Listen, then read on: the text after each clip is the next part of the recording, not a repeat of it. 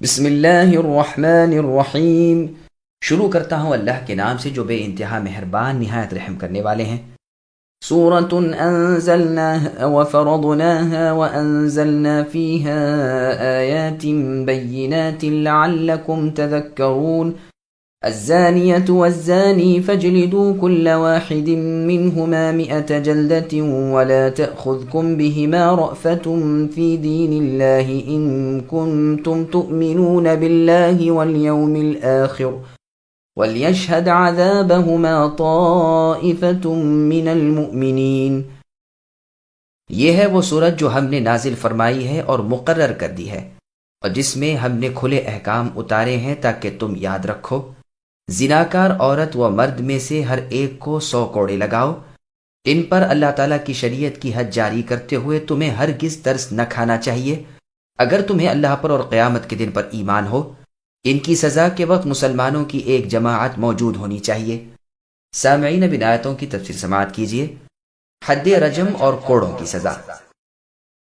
اس بیان سے کہ ہم نے اس صورت کو نازل فرمایا ہے، اس صورت کی بزرگی اور ضرورت کو ظاہر کرنا ہے، لیکن اس سے یہ مقصود نہیں کہ اور صورتیں ضروری اور بزرگی والی نہیں۔ فرضناہا کے معنی مجاہد و قتادہ رحمہم اللہ نے یہ بیان کیے ہیں کہ حلال و حرام امر و نہیں اور حدود وغیرہ کا اس میں بیان ہے۔ امام بخاری رحمہ اللہ فرماتے ہیں اسے ہم نے تم پر اور تمہارے بعد والوں پر مقرر کر دیا ہے۔ اس میں صاف صاف کھلے کھلے روشن احکام بیان فرمائے ہیں تاکہ تم نصیحت و عبرت حاصل کرو، احکام الہی کو یاد رکھو اور پھر ان پر عمل کرو۔ پھر زناکاری کی شرعی سزا بیان فرمائی۔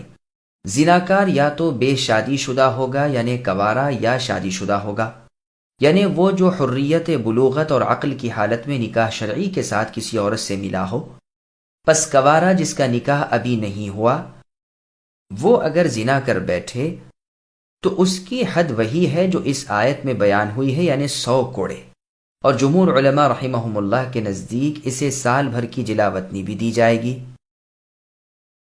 جمہور کی دلیل تو بخاری اور مسلم کی وہ حدیث ہے جس میں ہے کہ 2 اعرابی رسول صلی اللہ علیہ وسلم کے پاس آئے۔ ایک نے کہا اے اللہ کے رسول، میرا بیٹا اس کے ہاں ملازم تھا، وہ اس کی بیوی سے زنا کر بیٹھا، میں نے اس کے فدیے میں 100 بکریاں اور 1 لونڈی دی۔ پھر میں نے علماء سے دریافت کیا تو مجھے معلوم ہوا کہ میرے بیٹے پر شرعی سزا 100 کوڑوں کی ہے اور 1 سال کی جلاوطنی، اور اس کی بیوی پر رجم یعنی سنگساری ہے۔ رسول اللہ نے فرمایا سنو، میں تم میں اللہ کی کتاب کا صحیح فیصلہ کرتا ہوں، لونڈی اور بکریاں تو تجھے واپس دلوا دی جائیں گی، اور تیرے بچے پر 100 کوڑے اور 1 سال کی جلاوطنی ہے۔ اور اے انیس، تو اس کی بیوی کا بیان لے۔ یہ انس رضی اللہ عنہ قبیلہ اسلم کے ایک شخص تھے۔ اگر وہ یعنی اس کی بیوی اپنی سیاہ کاری کا اقرار کر لے تو اسے سنگسار کر دینا۔ چنانچہ اس بیوی صاحبہ نے اقرار کیا اور انہیں زنا کی حد میں رجم کر دیا گیا۔ اس حدیث سے ثابت ہوتا ہے کہ کنوارے پر 100 کوڑوں کے ساتھ ہی سال بھر تک کی جلاوطنی بھی ہے، اور اگر شادی شدہ ہے تو وہ رجم کر دیا جائے گا، یعنی پتھروں سے اس کو مار مار کر ختم کر دیا جائے گا۔ چنانچہ موطا امام مالک میں ہے کہ عمر رضی اللہ عنہ نے اپنے خطبے میں حمد و ثنا کے بعد فرمایا کہ لوگوں، اللہ تعالیٰ نے محمد صلی اللہ علیہ وسلم کو حق کے ساتھ بھیجا اور آپ پر اپنی کتاب قرآن مجید نازل فرمائی۔ اس کتاب اللہ میں رجم کرنے کے حکم کی آیت بھی تھی جسے ہم نے تلاوت کیا، یاد کیا، اس پر عمل بھی کیا۔ خود رسول اللہ صلی اللہ علیہ وسلم کے زمانے میں بھی رجم ہوا اور ہم نے بھی رسول اللہ کے بعد رجم کیا۔ مجھے ڈر لگتا ہے کہ کچھ زمانہ گزرنے کے بعد کوئی یہ نہ کہنے لگے کہ ہم رجم کو کتاب اللہ میں نہیں پاتے۔ ایسا نہ ہو کہ وہ اللہ کے اس فریضے کو جسے اللہ تعالیٰ نے اپنی کتاب میں اتارا چھوڑ کر گمراہ ہو جائیں۔ کتاب اللہ میں رجم کا حکم مطلق حق ہے۔ اس پر جو زنا کرے اور شادی شدہ ہو، خواہ مرد ہو خواہ عورت، جبکہ اس کے زنا پر شرعی دلیل ہو یا حمل ہو یا اقرار ہو۔ یہ حدیث بخاری اور مسلم میں اس سے بھی مطول ہے۔ مسند احمد میں ہے کہ عمر رضی اللہ نے اپنے خطبے میں فرمایا لوگ کہتے ہیں کہ رجم یعنی سنگساری کا مسئلہ ہم قرآن میں نہیں پاتے، قرآن میں صرف کوڑے مارنے کا حکم ہے۔ یاد رکھو خود رسول اللہ صلی اللہ علیہ وسلم نے رجم کیا اور ہم نے بھی آپ کے بعد رجم کیا۔ اگر مجھے یہ خوف نہ ہوتا کہ لوگ کہیں گے قرآن میں جو نہ تھا عمر رضی اللہ عنہ نے لکھ دیا تو میں آیت رجم کو اسی طرح لکھ دیتا جس طرح نازل ہوئی تھی۔ یہ حدیث سنن نسائی میں بھی ہے۔ مسند احمد میں ہے کہ عمر رضی اللہ عنہ نے فرمایا، رجم کے حکم کے انکار کرنے کی ہلاکت سے بچنا۔ امام ترمذی رحمہ اللہ بھی اسے لائے ہیں اور اسے صحیح کہا ہے۔ پس ان سب احادیث سے ثابت ہوا کہ رجم کی آیت پہلے لکھی ہوئی تھی، پھر تلاوت میں منسوخ ہو گئی اور حکم باقی رہا، واللہ اعلم۔ خود رسول اللہ صلی اللہ علیہ وسلم نے اس شخص کی بیوی کے رجم کا حکم دیا جس نے اپنے ملازم سے بدکاری کرائی تھی۔ اسی طرح رسول اللہ نے ماعز رضی اللہ عنہ کو اور ایک غامدیہ عورت کو رجم کرایا۔ ان سب واقعات میں یہ مذکور نہیں کہ رجم سے پہلے آپ نے انہیں کوڑے بھی لگوائے ہوں، بلکہ ان سب صحیح اور صاف حدیثوں میں صرف رجم کا ذکر ہے، کسی میں بھی کوڑوں کا بیان نہیں۔ اسی لیے جمہور علماء اسلام کا یہی مذہب ہے۔ امام مالک شافعی رحمہم اللہ بھی اسی طرف گئے ہیں۔ امام احمد رحمہ اللہ فرماتے ہیں پہلے اسے کوڑے مارنے چاہیے، پھر رجم کرنا چاہیے، تاکہ قرآن حدیث دونوں پر عمل ہو جائے۔ جیسے کہ امیر المؤمنین علی رضی اللہ عنہ سے منقول ہے کہ جب آپ کے پاس سراجہ لائی گئی جو شادی شدہ عورت تھی اور زناکاری میں آئی تھی، تو آپ نے جمعرات کے دن تو اسے کوڑے لگوائے اور جمعے کے دن سنگسار کرا دیا، اور فرمایا کہ کتاب اللہ پر عمل کر کے میں نے کوڑے پٹوائے اور سنت رسول صلی اللہ علیہ وسلم پر عمل کر کے سنگسار کرایا۔ یہ روایت مسند احمد کی ہے۔ مسند احمد نے سنن اربعہ صحیح مسلم میں ہے کہ رسول اللہ صلی اللہ علیہ وسلم نے فرمایا، میری بات لے لو، میری بات لے لو، اللہ تعالیٰ نے ان کے لیے راستہ نکال دیا۔ کنوارا کنواری کے ساتھ زنا کرے تو 100 کوڑے اور سال بھر کی جلاوطنی، اور شادی شدہ کے ساتھ کرے تو رجم۔ پھر فرمایا، اللہ کے حکم کے ماتحت اس حد کے جاری کرنے میں تمہیں ان پر ترس اور رحم نہ کھانا چاہیے۔ دل کا رحم اور چیز ہے، وہ تو ضرور ہوگا، لیکن حد کے جاری کرنے میں امام کو کمی اور سستی بری چیز ہے۔ جب امام یعنی سلطان کے پاس کوئی ایسا واقعہ جس میں حد ہو پہنچ جائے تو اسے چاہیے کہ حد کو جاری کرے اور اسے نہ چھوڑے۔ سنن نبی داؤد میں ہے رسول اللہ نے فرمایا کہ ایک حد کا زمین میں قائم ہونا زمین والوں کے لیے 40 دن کی بارش سے بہتر ہے۔ یہ بھی قول ہے کہ ترس کھا کر مار کو نرم نہ کرو، بلکہ درمیانہ طور پر کوڑے لگاؤ، یہ بھی نہ ہو کہ ہڈی توڑ دو۔ تہمت لگانے والے کی حد کے جاری کرنے کے وقت اس کے جسم پر کپڑے ہونے چاہیں، ہاں زانی کے حد کے وقت نہ ہو۔ یہ قول حماد ابن ابی سلیمان رحمہ اللہ کا ہے۔ اسے بیان فرما کر آپ نے یہی جملہ وَلَا تَأْخُذْكُمْ پڑھا تو سعید ابن ابی عروبہ رحمہ اللہ نے پوچھا، یہ حکم میں ہے؟ کہا ہاں حکم میں ہے، اور کوڑوں میں یعنی حد کے قائم کرنے میں اور سخت چوٹ مارنے میں۔ ابن عمر رضی اللہ عنہما کی لونڈی نے جب زنا کیا تو آپ نے اس کے پیروں پر اور کمر پر کوڑے مارے، تو عبید اللہ رحمہ اللہ نے اسی آیت کا یہ جملہ تلاوت کیا کہ حد ربانی کے جاری کرنے میں تمہیں ترس نہ آنا چاہیے۔ تو آپ نے فرمایا، کیا تیرے نزدیک میں نے اس پر کوئی ترس کھایا ہے؟ سنو، اللہ نے اس کے مار ڈالنے کا حکم نہیں دیا، نہ یہ فرمایا ہے کہ اس کے سر پر کوڑے مارے جائیں، میں نے اسے طاقت سے کوڑے لگائے ہیں اور پوری سزا دی ہے۔ پھر فرمایا، اگر تمہیں اللہ پر اور قیامت پر ایمان ہے تو تمہیں اس حکم کی بجاوری کرنی چاہیے، اور زانیوں پر حدیں قائم کرنے میں پہلو تہی نہ کرنی چاہیے، اور انہیں ضرب بھی شدید مارنی چاہیے، لیکن ہڈی توڑنے والی نہیں، تاکہ وہ اپنے اس گناہ سے باز رہیں اور ان کی یہ سزا دوسروں کے لیے بھی عبرت بنے۔ رجم بری چیز نہیں۔ چنانچہ مسند احمد میں ہے رسول اللہ نے فرمایا کہ ایک شخص نے کہا، اللہ کے رسول، میں بکری کو ذبح کرتا ہوں لیکن میرا دل دکھتا ہے۔ رسول اللہ نے فرمایا، اس رحم پر بھی تجھے اجر ملے گا۔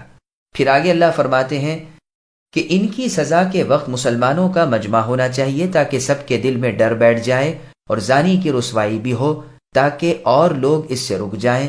اسے علانیہ سزا دی جائے، مخفی طور پر مار پیٹ کر نہ چھوڑ دیا جائے۔ ایک شخص اور اس سے زیادہ بھی ہو جائیں تو جماعت ہو گئی اور آیت پر عمل ہو گیا۔ اسی کو لے کر امام محمد کا مذہب ہے کہ ایک شخص بھی طائفہ ہے۔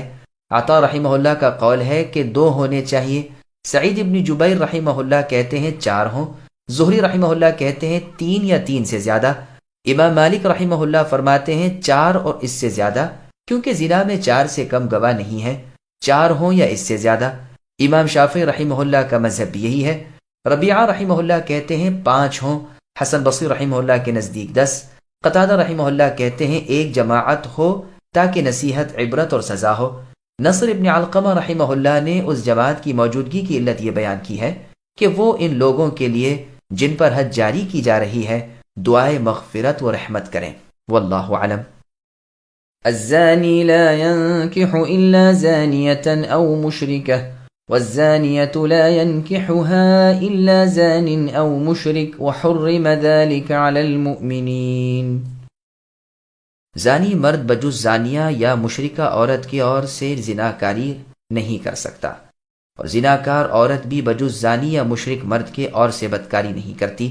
ایمان والوں پر یہ حرام کر دیا گیا ہے۔ سامعین، اب اس آیت کی تفسیر سماعت کیجیے۔ بدکار عورتیں اور بدکار مرد۔ اللہ تعالیٰ خبر دیتے ہیں کہ زانی سے زناکاری پر رضامند وہی عورت ہوتی ہے جو بدکار ہو یا مشرکہ ہو کہ وہ اس برے کام کو عیب ہی نہیں سمجھتی۔ ایسی بدکار عورت سے وہی مرد ملتا ہے جو اسی جیسا بدچلن ہو یا مشرک ہو، جو اس کی حرمت کا قائل ہی نہ ہو۔ ابن عباس رضی اللہ عنہما سے بسند صحیح مروی ہے کہ یہاں نکاح سے مراد جماع ہے، یعنی زانیہ عورت سے زناکار یا مشرک مرد ہی زنا کرتا ہے۔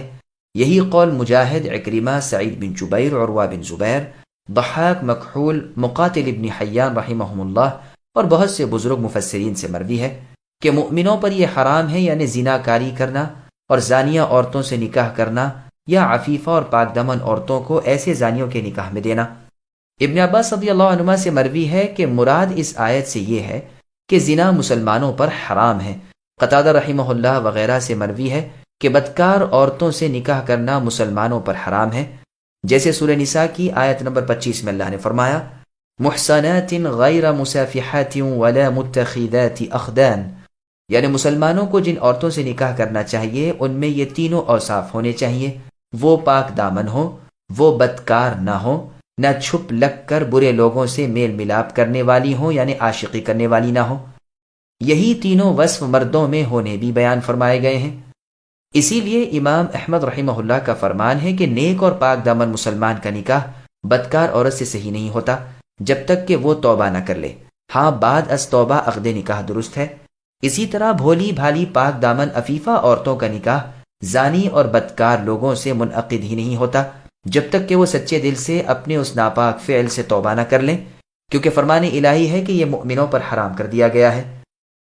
مسند احمد میں ہے کہ ایک شخص نے ام محزول نامی ایک بدکار عورت سے نکاح کر لینے کی اجازت رسول اللہ صلی اللہ علیہ وسلم سے طلب کی تو آپ نے یہی آیت پڑھ کر سنائی۔ مسند کی ایک اور روایت میں ہے کہ اس کی طلب اجازت پر یہ آیت اتری۔ سنن ترمذی میں ہے کہ ایک صحابی جن کا نام مرثد ابن ابی مرثد تھا، یہ مکے سے مسلمان قیدیوں کو اٹھا لایا کرتے تھے اور مدینہ پہنچا دیا کرتے تھے۔ عناق نامی ایک بدکار عورت مکے میں رہا کرتی تھی۔ جاہلیت کے زمانے میں ان کا اس عورت سے تعلق تھا۔ مرثد رضی اللہ عنہ فرماتے ہیں کہ ایک مرتبہ میں ایک قیدی کو لانے کے لیے مکہ گیا، ایک باغ کی دیوار کے نیچے میں پہنچ گیا۔ رات کا وقت تھا، چاندنی چٹکی ہوئی تھی۔ اتفاق سے عناق نامی وہ بدکار عورت آ پہنچی اور مجھے دیکھ لیا، بلکہ پہچان بھی لیا، اور آواز دے کر کہا کیا مرثد ہے؟ میں نے کہا ہاں مرثد ہوں۔ اس نے بڑی خوشی ظاہر کی اور مجھ سے کہنے لگی چلو رات میرے ہاں گزارنا۔ میں نے کہا عناق، اللہ تعالیٰ نے زنا کاری حرام کر دی ہے۔ جب وہ مایوس ہو گئی تو اس نے مجھے پکڑوانے کے لیے غل مچانا شروع کیا کہ اے خیمے والو ہوشیار ہو جاؤ، دیکھو چور آ گیا ہے، یہی ہے جو تمہارے قیدیوں کو چرایا کرتا ہے۔ لوگوں میں جاگ ہو گئی اور 8 آدمی میرے پکڑنے کو میرے پیچھے دوڑے۔ میں مٹھیاں بند کر کے خندق کے راستے بھاگا اور ایک غار میں جا چھپا۔ یہ لوگ میرے پیچھے ہی پیچھے غار پر آ پہنچے، لیکن میں انہیں نہ ملا۔ یہ وہیں پیشاب کرنے کو بیٹھے۔ اللہ کی قسم ان کا پیشاب میرے سر پر آ رہا تھا، لیکن اللہ تعالیٰ نے انہیں اندھا کر دیا۔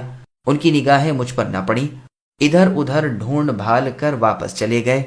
میں نے کچھ دیر گزار کر جب یقین کر لیا کہ وہ پھر سو گئے ہوں گے تو یہاں سے نکلا، پھر مکے کی راہ لی اور وہیں پہنچ کر اس مسلمان قیدی کو اپنی کمر پر چڑھایا اور وہاں سے لے بھاگا۔ چونکہ وہ بھاری بدن کے تھے، میں جب اذخر میں پہنچا تو تھک گیا۔ میں نے انہیں کمر سے اتار کر ان کے بندھن کھول دیے اور آزاد کر دیا۔ اب اٹھاتا چلاتا مدینہ پہنچ گیا۔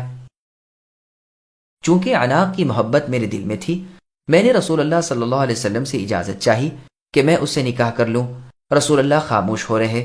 میں نے دوبارہ یہی سوال کیا، پھر بھی آپ خاموش رہے اور یہ آیت اتری تو رسول اللہ نے فرمایا اے مرثد، زانیہ سے نکاح زانی یا مشرک ہی کرتا ہے، تم اس سے نکاح کا ارادہ چھوڑ دو۔ امام ابو داود اور نسائی رحمہم اللہ بھی اسے اپنی سنن کی کتاب النکاح میں لائے ہیں۔ ابو داود وغیرہ میں ہے زانی جس پر کوڑے لگ چکے ہوں وہ اپنے جیسے سے ہی نکاح کر سکتا ہے۔ مسند احمد میں ہے رسول اللہ صلی اللہ علیہ وسلم فرماتے ہیں 3 قسم کے لوگ ہیں جو جنت میں نہ جائیں گے اور جن کی طرف اللہ تعالیٰ نظر رحمت سے نہ دیکھیں گے، ماں باپ کا نافرمان، وہ عورتیں جو مردوں کی مشابہت کریں، اور دیوث۔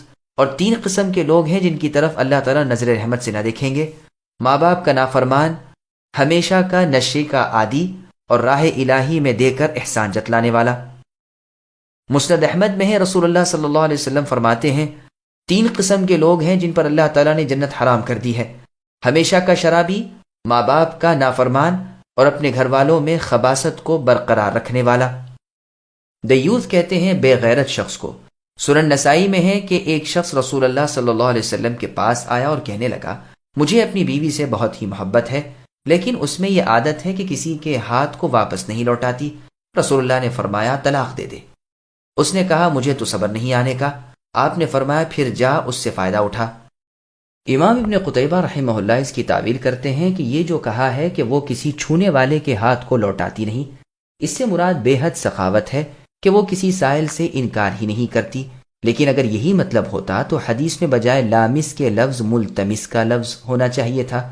یہ بھی کہا گیا ہے کہ اس کی خصلت ایسی معلوم ہوتی تھی نہ یہ کہ وہ برائی کرتی تھی، کیونکہ اگر یہی عیب اس میں ہوتا تو پھر رسول اللہ اس صحابی کو اس کے رکھنے کی اجازت نہ دیتے، کیونکہ یہ تو دیوسی ہے جس پر سخت وعید آئی ہے۔ ہاں یہ ممکن ہے کہ خاوند کو اس کی عادت ایسی لگی ہو اور اس کا اندیشہ ظاہر کیا ہو تو رسول اللہ نے مشورہ دیا کہ پھر طلاق دے دے، لیکن جب انہوں نے کہا کہ مجھے اس سے بہت ہی محبت ہے تو آپ نے بسانے کی اجازت دے دی، کیونکہ محبت تو موجود ہے، اسے ایک خطرے کے صرف وہم پر توڑ دینا ممکن ہے، کوئی برائی پیدا کرا دے۔ واللہ سبحانہ وتعالی اعلم۔ الغرض زانیہ عورتوں سے پاک دامن مسلمانوں کو نکاح منع ہے، ہاں جب وہ توبہ کر لیں تو نکاح حلال ہے۔ چنانچہ ابن عباس رضی اللہ عنہما سے ایک شخص نے پوچھا کہ ایک ایسی ہی واہی عورت سے میرا برا تعلق تھا، لیکن اب اللہ تعالیٰ نے ہمیں توبہ کی توفیق دی تو میں چاہتا ہوں کہ اس سے نکاح کر لوں، لیکن بعض لوگ کہتے ہیں کہ زانی ہی زانیہ اور مشرک سے نکاح کرتے ہیں۔ آپ نے فرمایا نہیں، اس آیت کا یہ مطلب نہیں، تم اس سے اب نکاح کر سکتے ہو، جاؤ، اگر کوئی گناہ ہو تو میرے ذمے۔ یحییٰ رحمہ اللہ سے جب یہ ذکر آیا تو آپ نے فرمایا کہ یہ آیت منسوخ ہے۔ اس کے بعد کی آیت یعنی سورہ نور کی آیت نمبر 32 وَانْكِحُوا الْأَيَامَ مِنْكُمْ سے امام ابو عبد الرحمن محمد ابن ادریس الشافعی رحمہ اللہ بھی یہی فرماتے ہیں، واللہ اعلم۔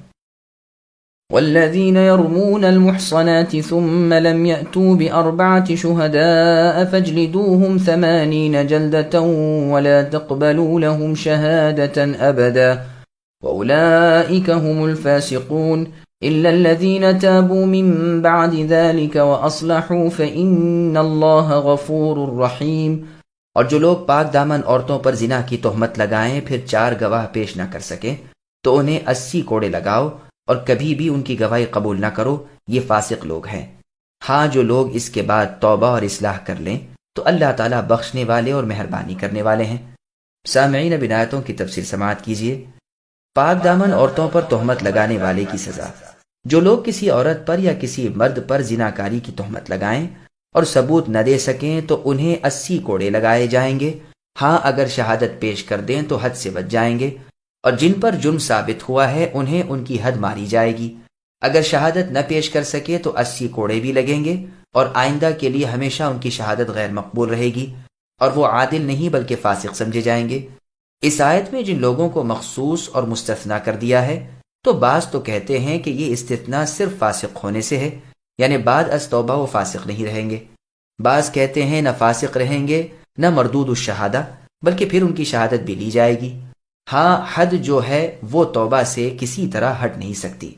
امام مالک رحمہ اللہ، احمد اور شافعی رحمہ اللہ کا مذہب تو یہ ہے کہ توبہ سے شہادت کا مردود ہونا اور فسق ہٹ جائے گا۔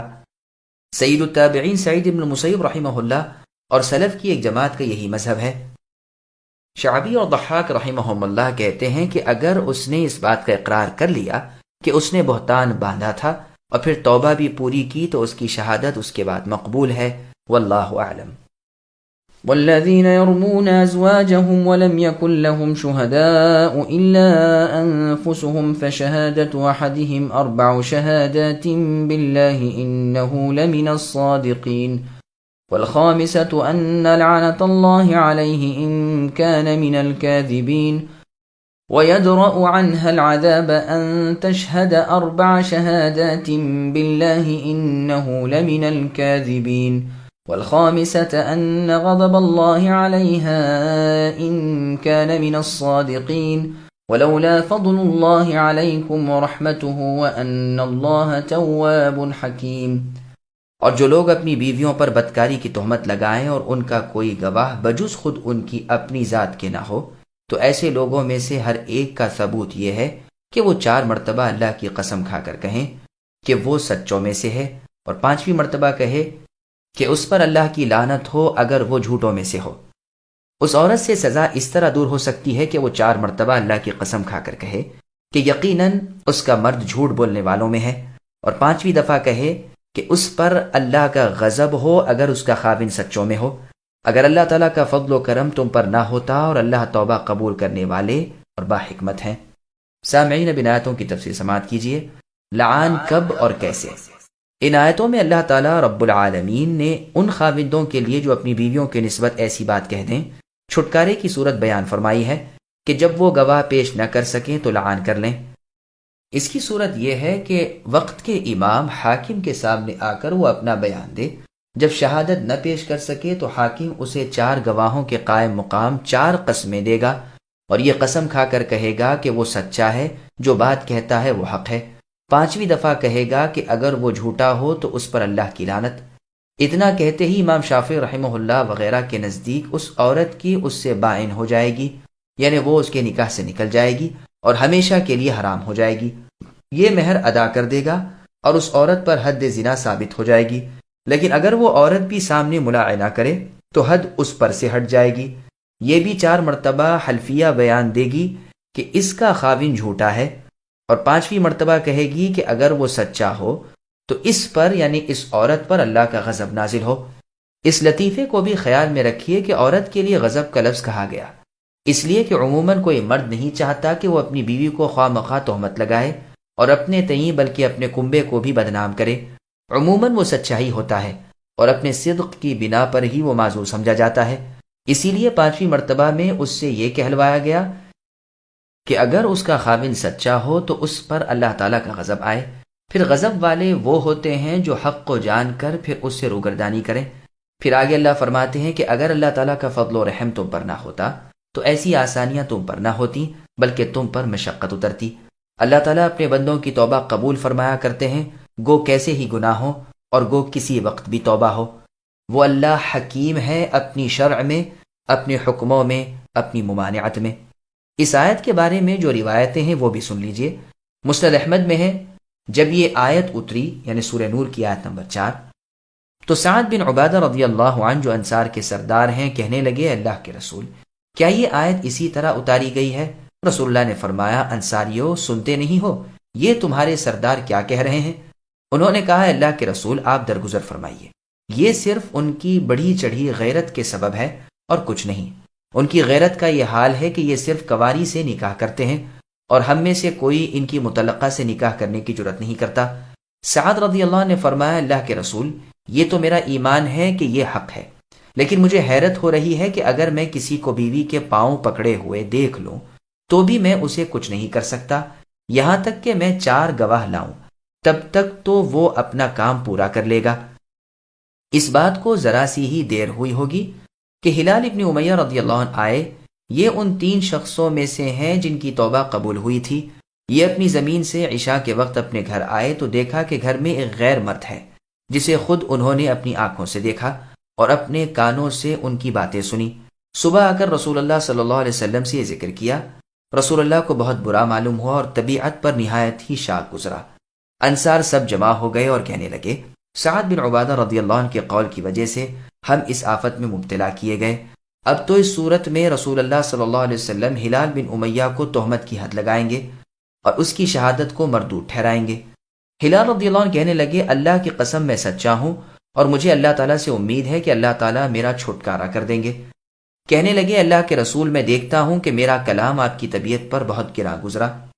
اے اللہ کے رسول مجھے اللہ کی قسم ہے میں سچا ہوں، اللہ تعالیٰ خوب جانتے ہیں، لیکن چونکہ گواہ پیش نہیں کر سکتے تھے، قریب تھا کہ رسول اللہ انہیں حد مارنے کو فرمائیں۔ اتنے میں وحی اترنی شروع ہوئی۔ صحابہ آپ صلی اللہ علیہ وسلم کے چہرے کو دیکھ کر علامت سے پہچان گئے کہ اس وقت وحی نازل ہو رہی ہے۔ جب اتر چکی تو رسول اللہ نے ہلال رضی اللہ عنہ کی طرف دیکھ کر فرمایا، اے ہلال خوش ہو جاؤ، اللہ تعالیٰ نے تمہارے لیے کشادگی اور چھٹنی نازل فرما دی۔ ہلال رضی اللہ عنہ کہنے لگے الحمدللہ، مجھے رب رحیم کی ذات سے یہی امید تھی۔ پھر آپ نے ہلال رضی اللہ عنہ کی بیوی کو بلوایا اور ان دونوں کے سامنے آیت ملاعنہ پڑھ کر سنائی اور فرمایا، دیکھو آخرت کا عذاب دنیا کے عذاب سے سخت ہے۔ ہلال رضی اللہ عنہ فرمانے لگے اللہ کے رسول میں بالکل سچا ہوں۔ اس عورت نے کہا اللہ کے رسول یہ جھوٹ کہہ رہا ہے۔ آپ نے حکم دیا کہ اچھا لعان کرو۔ تو ہلال رضی اللہ عنہ کو کہا گیا کہ اس طرح 4 قسمیں کھاؤ اور 5ویں دفعہ یوں کہو۔ ہلال رضی اللہ عنہ جب 4 بار کہہ چکے اور 5ویں بار کی نوبت آئی تو ان سے کہا گیا کہ ہلال اللہ تعالیٰ سے ڈر جاؤ، دنیا کی سزا آخرت کے عذابوں سے بہت ہلکی ہے، یہ 5ویں بار تمہاری زبان سے نکلتے ہی تم پر عذاب واجب ہو جائے گا۔ تو انہوں نے کہا اللہ کے رسول قسم اللہ کی، جس طرح اللہ تعالیٰ نے مجھے دنیا کی سزا سے میری صداقت کی وجہ سے بچایا، اسی طرح آخرت کے عذابوں سے بھی میری سچائی کی وجہ سے میرے رب مجھے محفوظ رکھیں گے۔ پھر 5ویں دفعہ کے الفاظ بھی زبان سے ادا کر دیے۔ اب اس عورت یعنی ان کی بیوی جن پر انہوں نے تہمت لگائی تھی سے کہا گیا کہ تو 4 دفعہ قسمیں کھا کہ یہ جھوٹا ہے۔ جب وہ 4 قسمیں کھا چکی تو رسول اللہ نے اسے 5ویں دفعہ کے اس کلمے کے کہنے سے روکا، اور جس طرح ہلال رضی اللہ عنہ کو سمجھایا گیا تھا اس سے بھی فرمایا، تو اسے کچھ خیال پیدا ہو گیا۔ رکی، جھجکی زبان کو سنبھالا، قریب تھا کہ اپنے قصور کا اقرار کر لے، لیکن پھر کہنے لگی میں ہمیشہ کے لیے اپنی قوم کو رسوا نہیں کرنے کی۔ پھر کہہ دیا کہ اگر اس کا خاوند سچا ہو تو مجھ پر اللہ کا غضب نازل ہو۔ بس رسول اللہ نے ان دونوں میں جدائی کرا دی اور حکم دے دیا کہ اس سے جو اولاد ہو وہ ہلال رضی اللہ عنہ کی طرف منسوب نہ کی جائے، نہ اسے حرام کی اولاد کہا جائے۔ جو اس بچے کو حرامی کہے یا اس عورت پر تہمت رکھے وہ حد لگایا جائے گا۔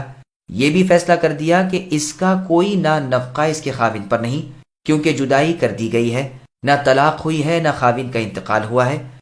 اور فرمایا دیکھو اگر یہ بچہ سرخ سفید رنگ موٹی پنڈلیوں والا پیدا ہو تو اسے ہلال رضی اللہ عنہ کا سمجھنا، اور اگر وہ پتلی پنڈلیوں والا سیاہی مائل رنگ کا پیدا ہوا تو اس شخص کا سمجھنا جس کے ساتھ اس پر الزام قائم کیا گیا ہے۔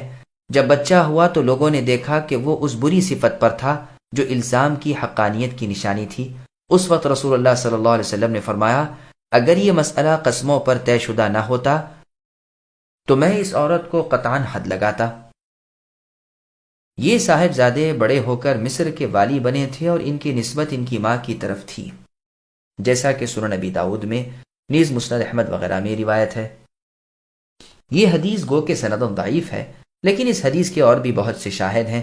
بخاری میں بھی یہ حدیث ہے، اس میں ہے کہ شریک ابن سحمہ کے ساتھ تہمت لگائی گئی تھی، اور رسول اللہ کے سامنے جب ہلال رضی اللہ عنہ نے ذکر کیا تو آپ نے فرمایا تھا گواہ پیش کرو ورنہ تمہاری پیٹھ پر حد لگے گی۔ ہلال رضی اللہ عنہ نے کہا اللہ کے رسول ایک شخص اپنی بیوی کو برے کام پر یعنی بدکاری پر دیکھ کر گواہ ڈھونڈنے جائے، لیکن رسول اللہ یہی فرماتے رہے۔ اس میں یہ بھی ہے کہ دونوں کے سامنے آپ نے یہ بھی فرمایا کہ اللہ تعالیٰ خوب جانتے ہیں کہ تم دونوں میں سے ایک ضرور جھوٹا ہے، کیا تم میں سے کوئی توبہ کر کے اپنے جھوٹ سے ہٹتا ہے؟ اور روایت میں ہے کہ 5ویں دفعہ آپ نے کسی سے کہا کہ اس کا منہ بند کر دو، پھر اسے نصیحت کی اور فرمایا کہ اللہ کی لعنت سے ہر چیز ہلکی ہے۔ اسی طرح اس عورت کے ساتھ کیا گیا۔ یہ روایت صحیح بخاری نیز سنن نبی داؤد وغیرہ میں موجود ہے۔ مسند احمد میں ہے سعید بن جبیر رحمہ اللہ فرماتے ہیں کہ لعان کرنے والے مرد و عورت کی نسبت مجھ سے دریافت کیا گیا کہ کیا ان میں جدائی کرا دی جائے۔ یہ واقعہ ہے ابن زبیر رضی اللہ عنہما کی امارت کے زمانے کا۔ مجھ سے تو اس کا جواب کچھ بننا پڑا، تو میں اپنے مکان سے چل کر عبداللہ بن عمر رضی اللہ عنہما کی منزل پر آیا اور ان سے یہی مسئلہ پوچھا، تو آپ رضی اللہ عنہما نے فرمایا سبحان اللہ، سب پہلے یہ بات فلاں بن فلاں نے دریافت کی تھی کہ اللہ کے رسول کوئی شخص اپنی عورت کو کسی برے کام پر پائے تو اگر زبان سے نکالے تو بھی بڑی بے شرمی کی بات ہے، اور اگر خاموش رہے تو بھی بڑی بے غیرتی کی خاموشی ہے۔ رسول اللہ سن کر خاموش ہو رہے۔ پھر وہ آیا اور کہنے لگا، اللہ کے رسول، میں نے جو سوال جناب سے کیا تھا، افسوس وہی واقعہ میرے ہاں پیش آیا۔ پس اللہ تعالیٰ نے سورہ نور کی آیت نازل فرمائی۔ رسول اللہ نے دونوں کو پاس بلا کر ایک ایک کو الگ الگ واز کہا، بہت کچھ سمجھایا، لیکن ہر ایک نے اپنا سچا ہونا ظاہر کیا۔ پھر دونوں نے آیت کے مطابق قسمیں کھائیں اور آپ نے ان میں جدائی کرا دی۔ صحیح مسلم کی روایت میں ہے کہ صحابہ رضی اللہ عنہم کا ایک مجمع شام کے وقت جمعے کے دن مسجد میں بیٹھا ہوا تھا۔ جو ایک انصاری نے کہا، جبکہ کوئی شخص اپنی بیوی کے ساتھ کسی شخص کو پائے تو اگر وہ اسے مار ڈالے تو تم اسے مار ڈالو گے، اور اگر زبان سے نکالے تو تم شہادت موجود نہ ہونے کی وجہ سے، تہمت لگانے کی وجہ سے 80 کوڑے لگاؤ گے، اور اگر یہ اندھیر دیکھ کر خاموش ہو کر بیٹھ رہے تو یہ بڑی بے غیرتی اور بے حیائی ہے۔ اللہ کی قسم، اگر میں صبح تک زندہ رہا تو رسول اللہ سے اس کی بابت دریافت کروں گا۔ چنانچہ اس نے انہی لفظوں میں رسول اللہ سے پوچھا اور دعا کی کہ اللہ اس کا فیصلہ نازل فرمائے۔ بس آیت لعان اتری اور سب سے پہلے یہی شخص اس میں مبتلا ہوا۔ صحیح بخاری وغیرہ کی روایت میں ہے کہ عویمر رضی اللہ عنہ نے عاصم ابن عدی رضی اللہ عنہ سے کہا کہ ذرا جا کر رسول اللہ سے دریافت کیجئے کہ اگر کوئی شخص اپنی بیوی کے ساتھ کسی دوسرے مرد کو پائے تو کیا کرے؟ ایسا تو نہیں کہ وہ قتل کرے تو اسے بھی قتل کیا جائے گا۔ چنانچہ عاصم رضی اللہ عنہ نے رسول اللہ صلی اللہ علیہ وسلم سے دریافت کیا تو رسول اللہ اس سوال سے بہت ناراض ہوئے۔ جب عویمر رضی اللہ عنہ عاصم رضی اللہ عنہ سے ملے تو پوچھا کہ کہو، تم نے رسول اللہ سے دریافت کیا اور آپ نے کیا جواب دیا؟ عاصم رضی اللہ عنہ نے کہا، تم نے مجھ سے کوئی اچھی خدمت نہیں لی، افسوس میرے اس سوال کو رسول اللہ نے عیب پکڑا اور برا مانا۔ عویمر رضی اللہ عنہ نے کہا، اچھا میں خود جا کر رسول اللہ سے دریافت کرتا ہوں۔ یہاں آئے تو حکم نازل ہو چکا تھا۔ چنانچہ لعان کے بعد عویمر رضی اللہ عنہ نے کہا، اب اگر میں اسے اپنے گھر لے جاؤں تو گویا میں نے اس پر جھوٹ تہمت باندھی تھی، بس آپ کے حکم سے پہلے ہی اس نے عورت کو جدا کر دیا، پھر تو لعان کرنے والوں کا یہی طریقہ مقرر ہو گیا۔ صحیح بخاری کی ایک اور روایت میں ہے کہ یہ عورت حاملہ تھی اور ان کے خاوند نے ان سے انکار کیا کہ یہ حمل ان سے ہو، اس لیے یہ بچہ اپنی ماں کی طرف منسوب ہوتا رہا۔ پھر سنت طریقہ یوں جاری ہوا کہ یہ اپنی ماں کا وارث ہوگا اور ماں اس کی وارث ہوگی۔ ان الذين جاءوا بالافك عصبة منكم لا تحسبوه شرا لكم بل هو خير لكم لكل امرئ منهم ما اكتسب من الاثم والذي تولى كبره منهم له عذاب عظيم۔ بے شک جو لوگ یہ بہت بڑا طوفان باندھ لائے ہیں، یہ بھی تم میں سے ہی ایک گروہ ہے۔ تم اسے اپنے لیے برا نہ سمجھو، بلکہ یہ تو تمہارے حق میں بہتر ہے۔ ہاں، ان میں سے ہر ایک شخص پر اتنا گناہ ہے جتنا اس نے کمایا ہے، اور ان میں سے جس نے اس کے بہت بڑے حصے کو سر انجام دیا ہے، اس کے لیے عذاب بھی بہت ہی بڑا ہے۔ سامعین، اب اس آیت کی تفسیر سماعت کیجیے۔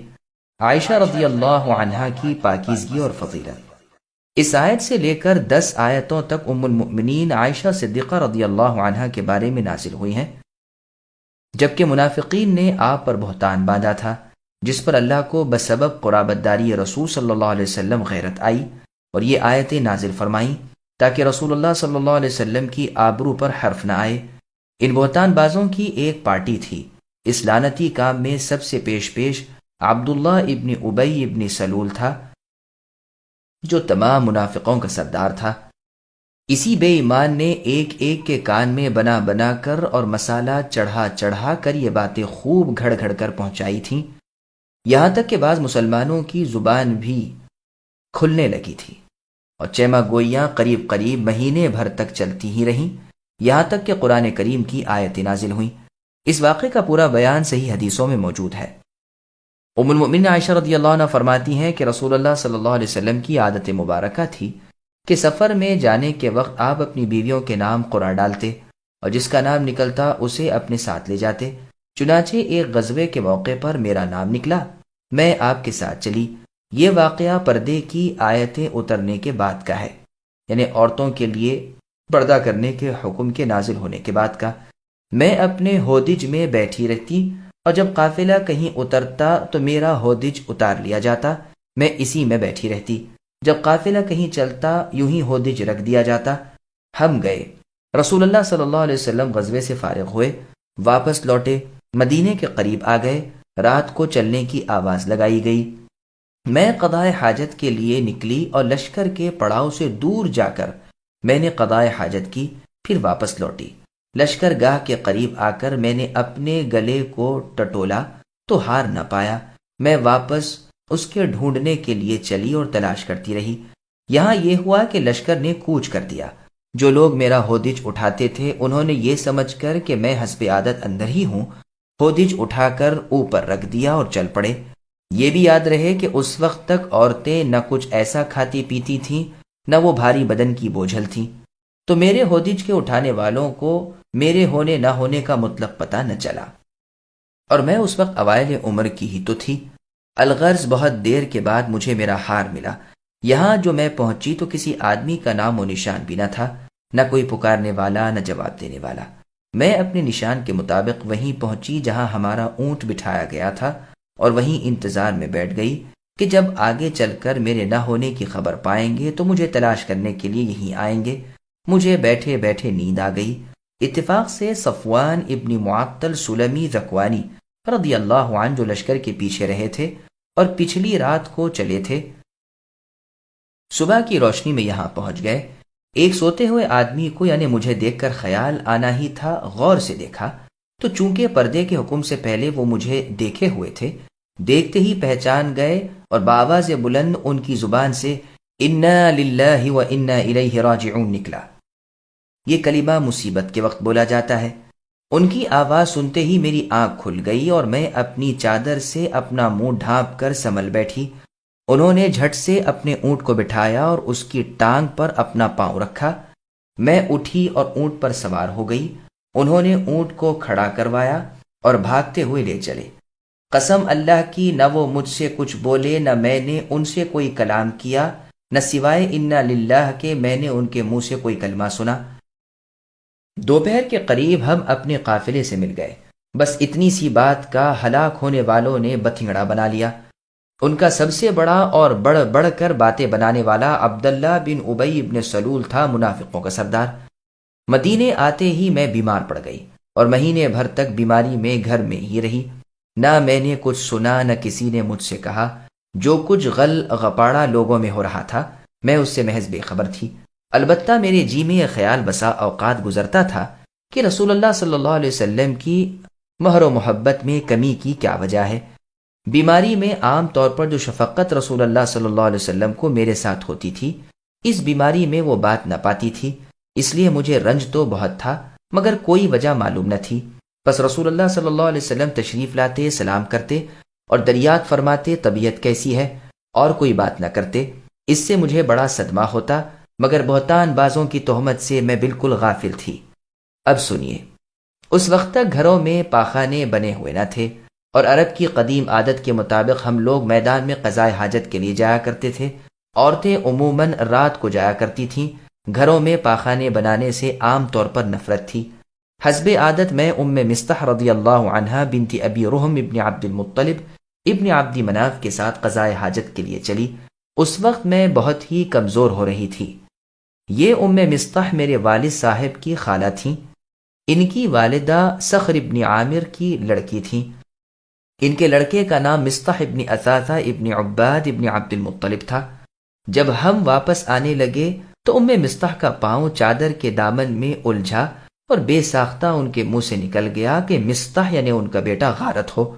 مجھے بہت برا لگا اور میں نے کہا، تم نے بہت برا کلمہ بولا، توبہ کرو۔ تم اسے گالی دیتی ہو جس نے جنگ بدر میں شرکت کی۔ اس وقت ام مستح رضی اللہ عنہا نے کہا، بھولی بیوی، آپ کو کیا معلوم؟ میں نے کہا، کیا بات ہے؟ انہوں نے فرمایا، وہ بھی ان لوگوں میں ہیں جو آپ کو بدنام کرتے پھرتے ہیں۔ مجھے سخت حیرت ہوئی۔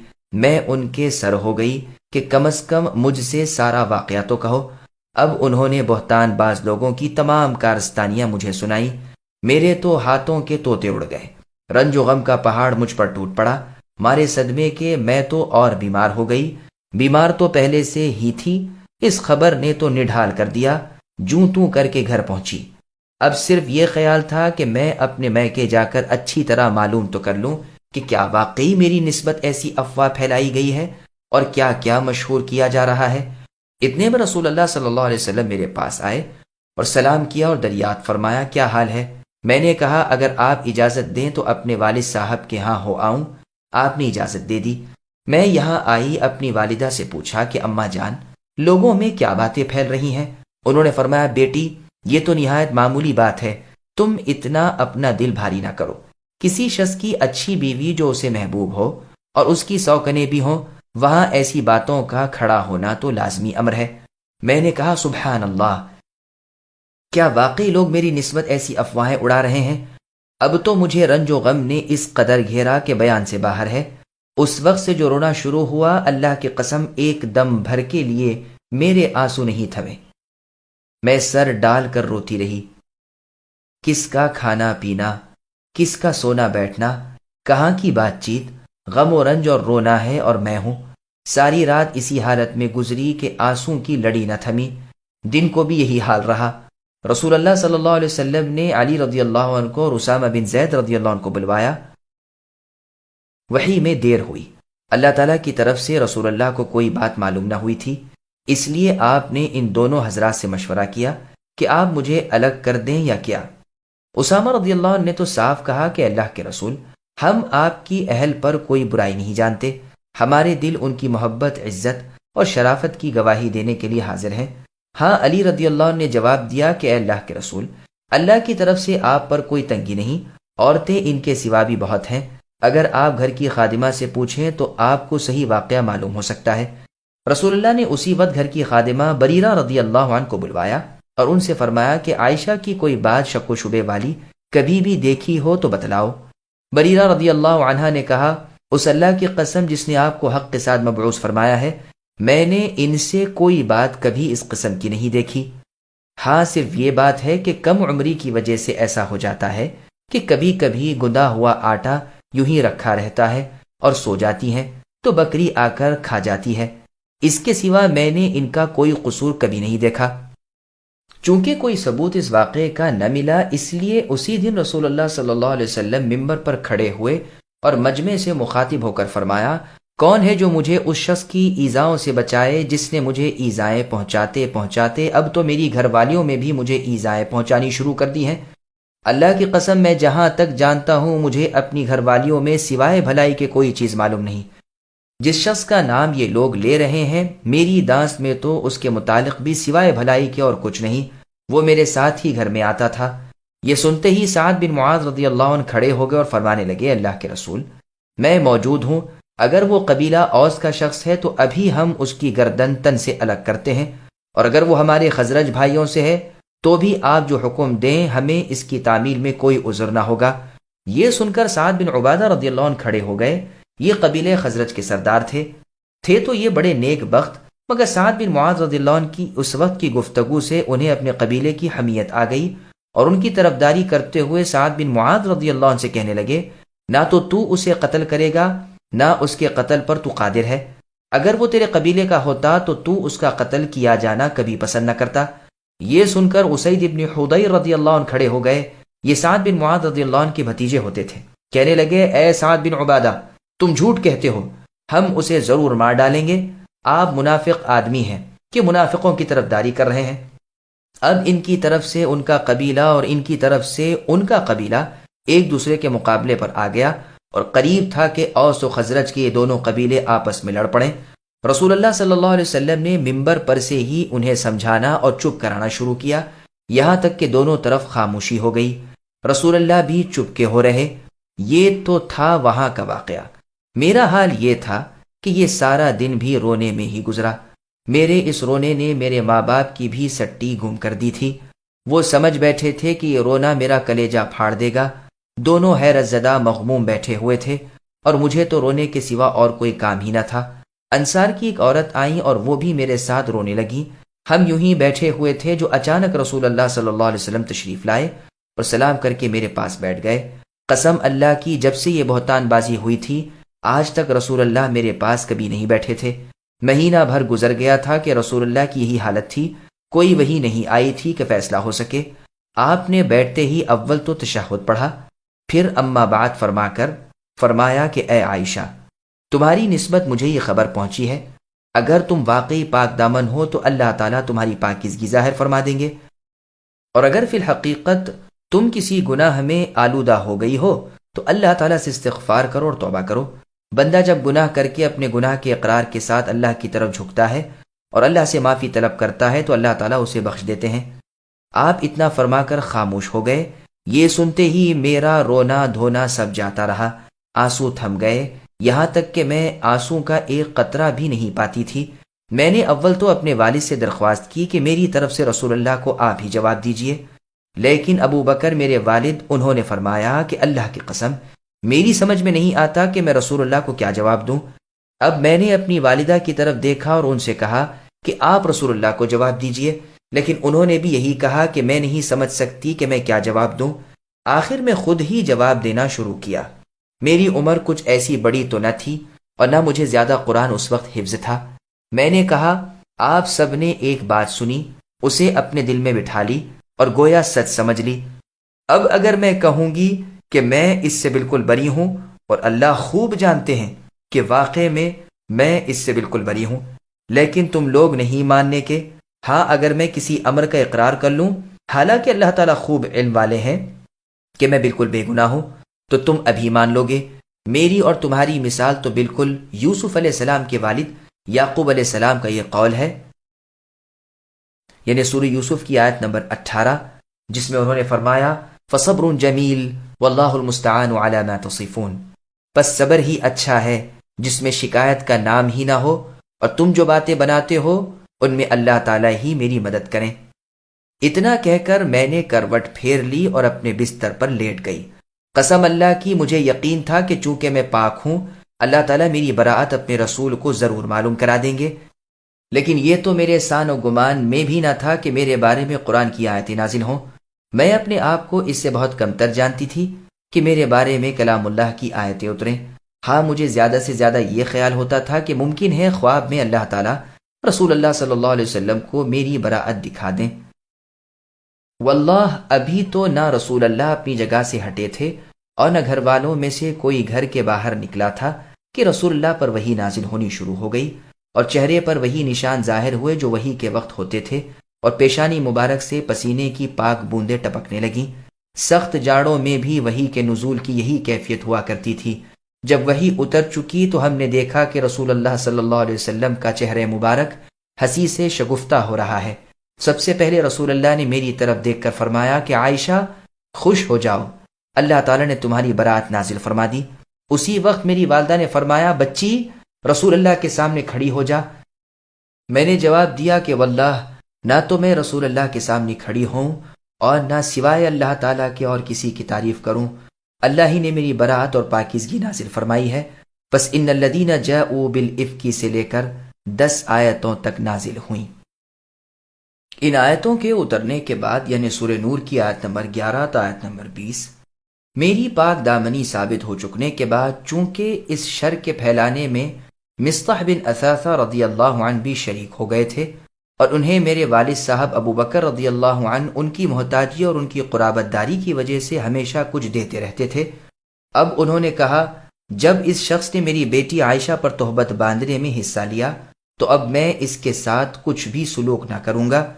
اس پر سورہ نور کی آیت نمبر 22 وَلَا يَأْتَلِ أُولُو الْفَضْلِ مِنْكُمْ نازل ہوئی، یعنی تم میں سے جو لوگ بزرگی اور وسعت والے ہیں انہیں نہ چاہیے کہ قرابت داروں اور مسکینوں اور اللہ تعالیٰ کی راہ کے مہاجروں سے سلوک نہ کرنے کی قسم کھا بیٹھیں۔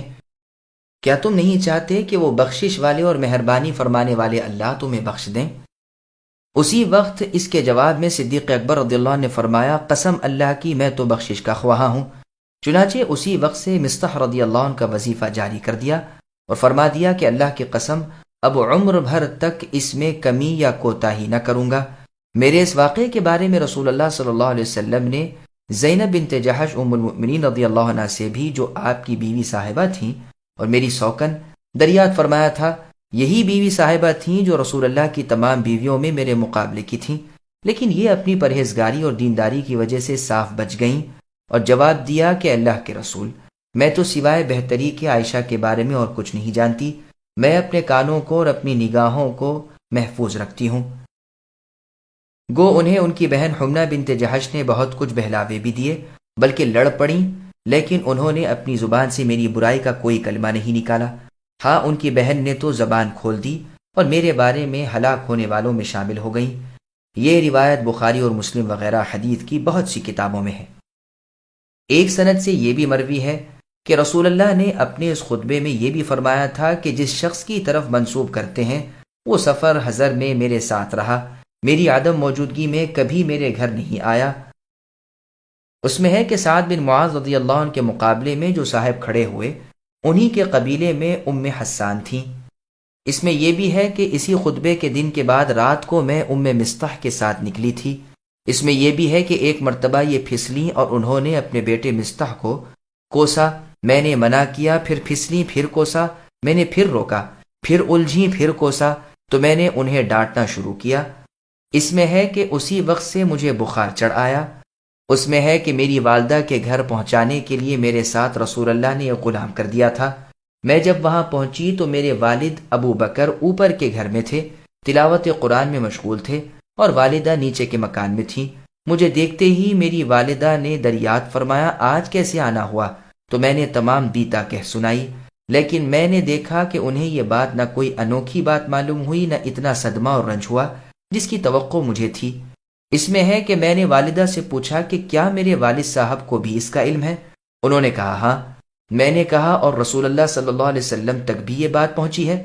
جواب دیا کہ ہاں۔ اب تو مجھے پھوٹ پھوٹ کر رونا آنے لگا، یہاں تک کہ میری آواز میرے والد صاحب کے کان میں بھی پہنچی۔ وہ جلدی سے نیچے آئے، دریافت فرمایا کہ کیا بات ہے؟ میری والدہ نے کہا کہ انہیں اس تہمت کا علم ہو گیا ہے جو ان پر لگائی گئی ہے۔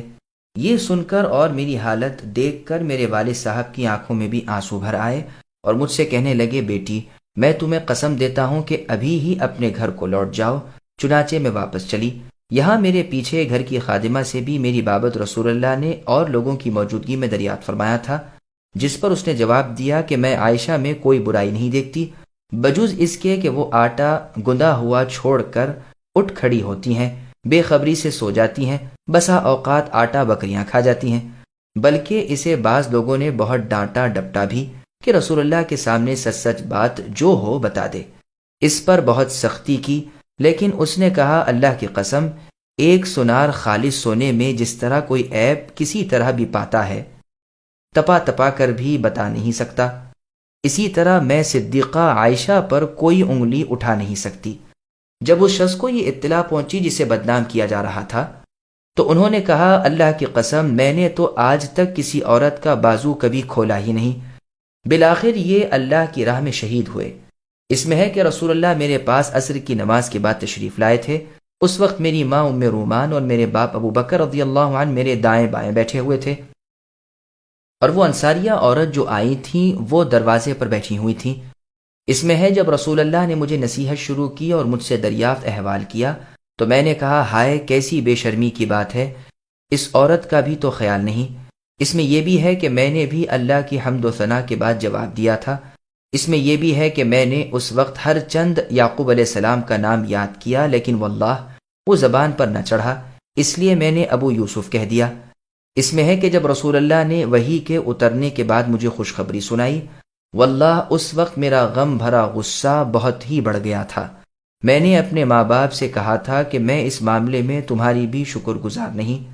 تم سب نے ایک بات سنی، لیکن نہ تم نے انکار کیا، نہ تمہیں ذرا غیرت آئی۔ اس میں ہے کہ اس قصے کو زبان پر لانے والے حمنا، مصطح، حسان ابن ثابت اور عبداللہ ابن ابی منافق تھے۔ یہ سب کا بڑا تھا، اور یہی آخر الذکر منافقوں کا سردار عبداللہ بن ابی زیادہ تر لگاتا بجھاتا تھا۔ یہ روایت تو صحیح بخاری کی ہے۔ نیز سنن نبی داؤد وغیرہ کی حدیث میں ہے کہ میرے عذر کی یہ آیتیں اترنے کے بعد رسول اللہ نے 2 مردوں اور ایک عورت کو تہمت کی حد لگائی، یعنی حسان بن ثابت، مصطح بن اثاثہ اور زینب بنت جحش میری سوکن کی بہن حمنہ بنت جحش کو۔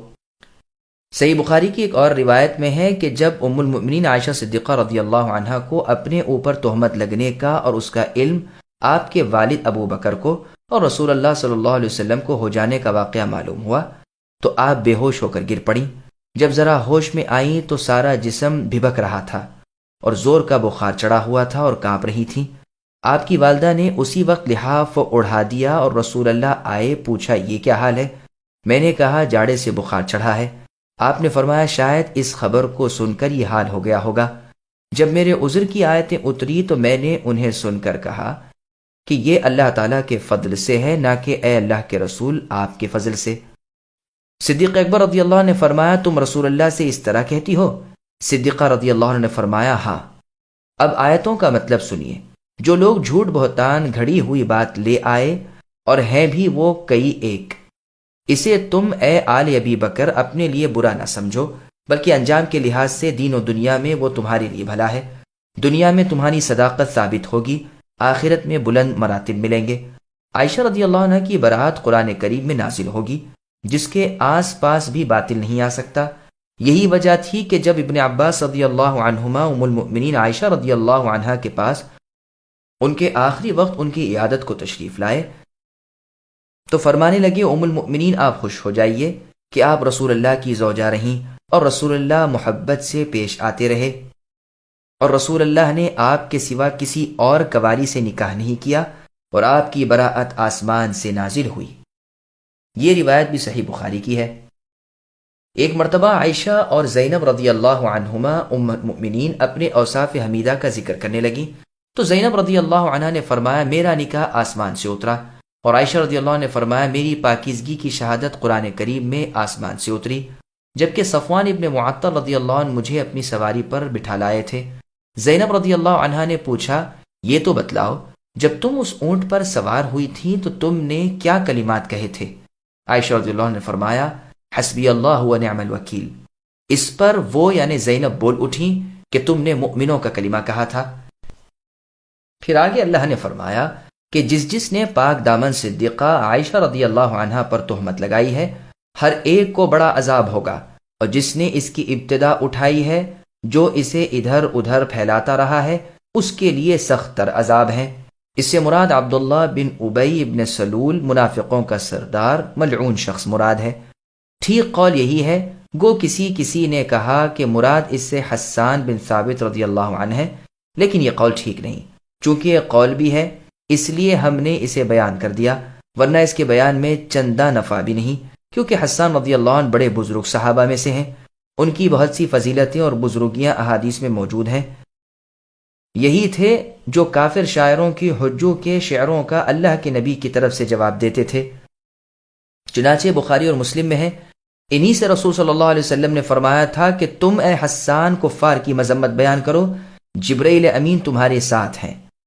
صحیح بخاری ہی کی ایک روایت میں ہے، مسروق رحمہ اللہ کا بیان ہے کہ میں عائشہ رضی اللہ عنہ کے پاس تھا جو حسان بن ثابت رضی اللہ عنہ آئے۔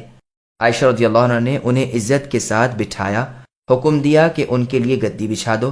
جب وہ واپس چلے گئے تو میں نے کہا کہ آپ انہیں کیوں آنے دیتی ہیں؟ ان کے آنے سے کیا فائدہ؟ اللہ تعالیٰ تو فرماتے ہیں کہ ان میں سے جو تہمت کا والی ہے اس کے لیے بڑا عذاب ہے۔ تو ام المؤمنین عائشہ رضی اللہ عنہ نے فرمایا کہ اندھاپے سے بڑا عذاب اور کیا ہوگا؟ یہ یعنی حسان بن ثابت رضی اللہ عنہ نابینا ہو گئے تھے، تو فرمایا شاید یہی عذاب عظیم ہو۔ پھر فرمایا تمہیں نہیں خبر یہی تو رسول اللہ صلی اللہ علیہ وسلم کی طرف سے کافروں کی حجوں والے اشعار کا جواب دینے پر مقرر تھے۔ صحیح بخاری کی ایک روایت میں ہے کہ حسان بن ثابت رضی اللہ عنہ نے اس وقت ام المؤمنین عائشہ رضی اللہ عنہا کی مدح میں شعر پڑھا تھا کہ آپ پاک دامن بھولی، تمام اونچے کاموں سے اور غیبت اور برائی سے پرہیز کرنے والی ہیں، تو آپ نے فرمایا تم تو ایسے نہ تھے۔ عائشہ رضی اللہ عنہ فرماتی ہیں مجھے حسان رضی اللہ عنہ کے شعروں سے زیادہ اچھے اشعار نظر نہیں آتے، اور میں جب کبھی ان شعروں کو پڑھتی ہوں تو میرے دل میں خیال آتا ہے کہ حسان جنتی ہیں۔ وہ ابو سفیان بن حارث بن عبد المطلب کو خطاب کر کے اپنے شعروں میں فرماتے ہیں تو نے محمد کی حجو کی ہے جس کا میں جواب دیتا ہوں، اور اس کا بدلہ اللہ تعالیٰ سے پاؤں گا۔ میرے باپ دادا اور میری عزت آبرو سب محمد صلی اللہ علیہ وسلم پر سے قربان ہے، میں ان سب کو فنا کر کے بھی تمہاری بد زبانیوں کے مقابلے سے ہٹ نہیں سکتا۔ تجھ جیسا شخص جو میرے نبی صلی اللہ علیہ وسلم کے کف پاک کی ہمسری بھی نہیں کر سکتا، رسول کی حجو کرے؟ یاد رکھو کہ تم جیسے بد رسول اللہ جیسے نیک پر فدا ہیں۔ جب تم نے رسول اللہ کی حجو کی ہے تو اب میری زبان سے جو تیز دھار وار بے عیب تلوار سے بھی تیز ہے، بچ کر تم کہاں جاؤ گے؟ ام المؤمنین عائشہ رضی اللہ عنہ سے پوچھا گیا کہ کیا یہ لغو کلام نہیں؟ آپ نے فرمایا ہرگز نہیں، لغو کلام تو شاعروں کی وہ بکواس ہے جو عورتوں وغیرہ کے بارے میں ہوتی ہے۔ آپ سے پوچھا گیا کیا قرآن میں نہیں کہ اس تہمت میں بڑا حصہ لینے والے کے لیے بڑا عذاب ہے؟ فرمایا ہاں، لیکن کیا جو عذاب انہیں ہوا بڑا نہیں؟ آنکھیں ان کی جاتی رہیں، تلوار ان پر اٹھی تو وہ کہے صفوان رضی اللہ عنہ رک گئے، ورنہ عجب نہیں کہ اپنی نسبت یہ بات سن کر انہیں قتل ہی کر ڈالتے۔ لولا إذ سمعتموه ظن المؤمنون والمؤمنات بأنفسهم خيرا وقالوا هذا إفك مبين لولا جاءوا عليه بأربعة شهداء فإذ لم يأتوا بالشهداء فأولئك عند الله هم الكاذبون۔ اسے سنتے ہی مومن مردوں عورتوں نے اپنے حق میں نیک گمانی کیوں نہ کی اور کیوں نہ کہہ دیا کہ یہ تو کھلم کھلا صریح بہتان ہے۔ وہ اس بات پر 4 گواہ کیوں نہ لائے، اور جب گواہ نہیں لائے تو یہ بہتان باز لوگ یقیناً اللہ کے نزدیک محض جھوٹے ہیں۔ سامعین اب ان آیتوں کی تفسیر سماعت کیجیے۔ صدیقہ یعنی ام المؤمنین عائشہ رضی اللہ عنہا کی پاک دامنی کا آسمانی اعلان۔ ان آیتوں میں اللہ تبارک و تعالی مؤمنوں کو ادب سکھاتے ہیں کہ انہوں نے عائشہ رضی اللہ عنہا ام المؤمنین کی شان میں جو کلمات منہ سے نکالے وہ ان کی شایع نشان نہ تھے، بلکہ انہیں چاہیے تھا کہ یہ کلام سنتے ہی اپنی شرعی ماں کے ساتھ کم از کم وہ خیال کرتے جو اپنے نفسوں کے ساتھ کرتے، جبکہ وہ اپنے تئیں بھی ایسے کام کے لائق نہ پاتے تو شان ام المؤمنین عائشہ رضی اللہ عنہا کو اس سے بہت اعلیٰ اور بالا جانتے۔ ایک واقعہ بھی بالکل اسی طرح کا ہوا تھا۔ ابو ایوب خالد ابن زید انصاری رضی اللہ عنہ سے ان کی بیوی صاحبہ ام ایوب رضی اللہ عنہا نے کہا کہ کیا آپ نے وہ بھی سنا جو عائشہ رضی اللہ عنہ کی نسبت کہا جا رہا ہے؟ آپ نے فرمایا ہاں، اور یہ یقیناً جھوٹ ہے۔ ام ایوب تم ہی بتلاؤ، کیا تم کبھی ایسا کر سکتی ہو؟ انہوں نے کہا نعوذ باللہ، ناممکن۔ آپ نے فرمایا بس عائشہ رضی اللہ عنہا تو تم سے کہیں افضل اور بہتر ہیں۔ پس جب آیتیں اتری تو پہلے تو بہتان بازوں کا ذکر ہوا، یعنی حسان رضی اللہ عنہ اور ان کے ساتھیوں کا، پھر ان آیتوں میں ذکر ہوا ابو ایوب رضی اللہ عنہ اور ان کی بیوی صاحبہ کی اس بات چیت کا جو اوپر مذکور ہوئی۔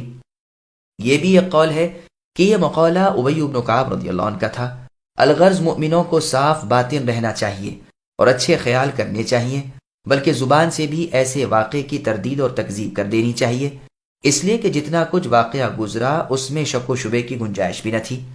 ام المؤمنین عائشہ رضی اللہ عنہا کھلم کھلا سواری پر سوار دن دوپہر کو بھرے لشکر میں پہنچتی ہیں۔ خود پیغمبر الہی محمد صلی اللہ علیہ وسلم موجود ہیں۔ اگر اللہ نہ کرے خاکم بدہن کوئی بھی ایسی بات ہوتی تو یہ اس طرح کھلے بندوں عام مجمع میں نہ آتے، بلکہ خفیہ اور پوشیدہ طور پر شامل ہو جاتے جو کسی کو کانوں کان خبر تک نہ پہنچے۔ پس صاف ظاہر ہے کہ بہتان بازوں کی زبان نے جو فقرہ گھڑا وہ محض جھوٹ، بہتان اور افتراء ہے، جس سے انہوں نے اپنے ایمان اور اپنی عزت کو غارت کیا۔ پھر فرمایا کہ ان بہتان بازوں نے جو کچھ کہا اپنی سچائی پر 4 گواہ واقعے کے کیوں پیش نہیں کرتے، اور جبکہ یہ گواہ پیش نہ کر سکیں تو شرعاً اللہ کے نزدیک وہ جھوٹے ہیں، فاسق ہیں، فاجر ہیں۔ ولولا فضل الله عليكم ورحمته في الدنيا والآخرة لمسكم فيما أفضتم فيه عذاب عظيم إذ تلقونه بألسنتكم وتقولون بأفواهكم ما ليس لكم به علم وتحسبونه هينا وهو عند الله عظيم۔ اور اگر اللہ تعالیٰ کا فضل و کرم تم پر دنیا اور آخرت میں نہ ہوتا تو یقیناً تم نے جس بات کے چرچے شروع کر رکھے تھے اس بارے میں تمہیں بہت بڑا عذاب پہنچتا، جبکہ تم اسے اپنی زبانوں سے نقل در نقل کرنے لگے اور اپنے منہ سے وہ بات نکالنے لگے جس کی تمہیں مطلق خبر نہ تھی۔ گو تم اسے ہلکی بات سمجھتے رہے، لیکن اللہ کے نزدیک وہ بہت بڑی بات ہے۔ سامعین اب ان آیتوں کی تفسیر سماعت کیجیے۔ صدیقہ کائنات ام المؤمنین عائشہ رضی اللہ عنہا کی عظمت کا بیان۔ فرمان ہے کہ اے وہ لوگو جنہوں نے صدیقہ ام المؤمنین عائشہ رضی اللہ عنہا کی بابت اپنی زبانوں کو بری حرکت دی، اگر اللہ تعالیٰ کا فضل و کرم تم پر نہ ہوتا کہ وہ دنیا میں تمہاری توبہ قبول کر لے اور آخرت میں تمہیں تمہارے ایمان کی وجہ سے معاف فرما دے، تو جس بہتان میں تم نے اپنی زبانیں ہلائیں اس میں تمہیں بڑا بھاری عذاب ہوتا۔ یہ آیت ان لوگوں کے حق میں ہے جن کے دلوں میں ایمان تھا لیکن روا روی میں کچھ کہہ گئے تھے، جیسے مصطح، حسان اور حمنہ رضی اللہ عنہم، لیکن جن کے دل ایمان سے خالی تھے، جو اس طوفان کے اٹھانے والے تھے، جیسے عبداللہ بن ابی ابن سلول وغیرہ منافقین، یہ لوگ اس حکم میں نہیں، کیونکہ نہ اس کے پاس ایمان تھا نہ عمل صالح۔ یہ بھی یاد رہے کہ جس بدی پر جو وعید ہے وہ اسی وقت ثابت ہوتی ہے جب توبہ نہ ہو اور اس کے مقابلے میں اس جیسی یا اس سے بڑی نیکی نہ ہو، جبکہ تم اس بات کو پھیلا رہے تھے، اس سے سن کر اس سے کہیں اور اس نے سن کر دوسرے سے کہی۔ عائشہ رضی اللہ عنہ کی قراءت میں اذ تلقونہ ہے، جیسا کہ صحیح بخاری میں ہے، یعنی جبکہ تم اس جھوٹ کی اشاعت کر رہے تھے۔ پہلی قراءت جمہور کی ہے اور یہ قراءت ان کی ہے جنہیں اس آیت کا زیادہ علم تھا، اور تم وہ بات زبان سے نکالتے تھے جس کا تمہیں علم نہ تھا۔ تم گو اس کلام کو ہلکا سمجھتے رہے، لیکن دراصل اللہ کے نزدیک وہ بڑا بھاری کلام تھا۔ کسی مسلمان عورت کی نسبت ایسی تہمت جرم عظیم ہے، پھر اللہ کے رسول صلی اللہ علیہ وسلم کی زوجہ مطہرہ عائشہ رضی اللہ عنہا کے اوپر ایسا کلمہ سمجھ لو کہ کتنا بڑا کبیرہ گناہ ہوا۔ اسی لیے رب کی غیرت اپنے نبی محمد صلی اللہ علیہ وسلم کی وجہ سے جوش میں آئی اور اللہ تعالیٰ نے وحی نازل فرما کر خاتم الانبیاء سید المرسلین محمد صلی اللہ علیہ وسلم کی زوجہ مطہرہ کی پاکیزگی ثابت فرمائی۔ ہر نبی کی بیوی کو اللہ تعالیٰ نے اس بے حیائی یعنی بدکاری سے دور رکھا ہے، پس کیسے ممکن تھا کہ تمام نبیوں کی بیویوں سے افضل اور ان کی سردار، تمام نبیوں سے افضل اور تمام اولاد آدم کے سردار محمد مصطفیٰ صلی اللہ علیہ وسلم کی بیوی اس میں آلودہ ہوں؟ حاشا وکلا، یہ بہت دور کی بات ہے اور ایسا ہرگز نہیں ہو سکتا۔ پس تم گو اس کلام کو بے وقات سمجھو، لیکن حقیقت اس کے برعکس ہے۔ بخاری اور مسلم میں ہے کہ انسان بعض مرتبہ اللہ کی ناراضگی کا کوئی کلمہ کہہ گزرتا ہے جس کی کوئی وقات اس کے نزدیک نہیں ہوتی، لیکن اس کی وجہ سے وہ جہنم کے اتنے نیچے طبقے میں پہنچ جاتا ہے کہ جتنی زمین و آسمان سے ہے، بلکہ اس سے بھی زیادہ نیچا ہوتا ہے۔ ولولا إذ سمعتموه قلتم ما يكون لنا أن نتكلم بهذا سبحانك هذا بهتان عظيم يعظكم الله أن تعودوا لمثله أبدا إن كنتم مؤمنين ويبين الله لكم الآيات والله عليم حكيم إن الذين يحبون أن تشيع الفاحشة في الذين آمنوا لهم عذاب أليم في الدنيا والآخرة والله يعلم وأنتم لا تعلمون۔ اور تم نے ایسی بات کو سنتے ہی کیوں نہ کہہ دیا کہ ہمیں ایسی بات منہ سے نکالنی بھی لائق نہیں؟ اے اللہ، آپ پاک ہیں، یہ تو بہت بڑا بہتان اور تہمت ہے۔ اللہ تعالیٰ تمہیں نصیحت کرتے ہیں کہ پھر کبھی بھی ایسا کام نہ کرنا اگر تم سچے مؤمن ہو۔ اللہ تعالیٰ تمہارے سامنے اپنی آیتیں بیان فرما رہے ہیں، اور اللہ تو علم و حکمت والے ہیں۔ جو لوگ مسلمانوں میں برائی پھیلانے کے آرزومند رہتے ہیں ان کے لیے دنیا اور آخرت میں دردناک عذاب ہیں۔ اللہ تعالیٰ سب کچھ جانتے ہیں اور تم کچھ بھی نہیں جانتے۔ سامعین، اب آیتوں کی تفسیر سماعت کیجیے۔ پہلے تو نیک گمانی کا حکم دیا، یہاں دوسرا حکم دے رہے ہیں کہ بھلے لوگوں کی شان میں کوئی برائی کا کلمہ بے تحقیق ہرگز نہ نکالنا چاہیے۔ برے خیالات، گندے الزامات اور شیطانی وسوسوں سے دور رہنا چاہیے۔ کبھی ایسے کلمات زبان سے نہ نکالنا چاہیں۔